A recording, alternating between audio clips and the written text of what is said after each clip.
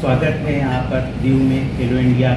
Beach games 2026 जो कि 5 से 10 जनवरी के मध्य घोगला बीच दीव में आयोजित किए जा रहे हैं। और हम आप सभी को धन्यवाद ज्ञापित करना चाहेंगे कि आप सभी लोग देश के विभिन्न भागों से यहाँ पर आए हैं और यहाँ पर आके आपने बीच गेम्स को बहुत ही सुंदर रूप से, सारगर्भित रूप से, सार्थक रूप से अलग अलग प्रिंट और इलेक्ट्रॉनिक मीडिया में कवर किया है। इसके लिए department of sports and youth affairs और यूटी एडमिनिस्ट्रेशन की ओर से हम आप सभी का हार्दिक धन्यवाद। Soccer, beach volleyball, sepak takraw, pencak silat, beach kabaddi, mallakhamb and tug of war और सी स्विमिंग। पिछले एडिशन में भी हम लोगों ने 8 स्पोर्ट्स को रखा और इस बार भी हम लोगों ने उसको ही कंटिन्यू किया जिससे कि उसको हम लोग और कंसोलिडेट कर पाएँ।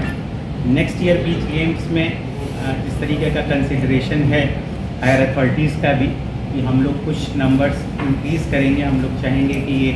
8 से बढ़ के 10 हो और हम लोग 2 स्पोर्ट्स और इंक्लूड करें नेक्स्ट एडिशन में। सर, दूसरे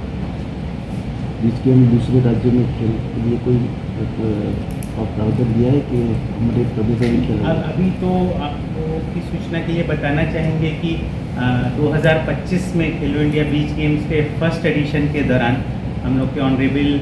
sports minister doctor Mansukh Mandaviya साहब ने अपनी सेरेमनी के दौरान ही अनाउंस की बात कार्यक्रम में उन्होंने मेंशन किया था कि जो ये बीच गेम्स हैं ये स्पोर्ट्स और स्पोर्ट्स के साथ साथ ये एक टूरिज़्म और टूरिज़्म के साथ साथ एक ग्रोथ, तीनों का एक सशक्त माध्यम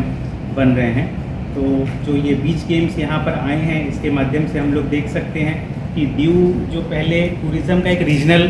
सेंटर हुआ करता था, बट अभी हम लोग के ऑनरेबल जो एडमिनिस्ट्रेटर हैं प्रफुल्ल पटेल साहब, उनकी लीडीज से पूरे इंडिया से पार्टिसिपेंट्स आए हैं, ऑफिशियल्स आए हैं, सीनियर ऑफिशियल्स आए हैं। तो कहीं ना कहीं जो दीव की अब पहचान है वो एक नेशन वाइड हो गई है। अभी एक ये केवल रीजनल टूरिस्ट स्पॉट नहीं रह गया है बल्कि धीरे धीरे ये एक नेशनल टूरिस्ट स्पॉट के रूप में इसकी छवि तो अब शुरू हुआ है। तो यहाँ के जो युवा हैं, जो यहाँ के बच्चे हैं, पूरे छात्र हैं, जो हमारे खेलो इंडिया की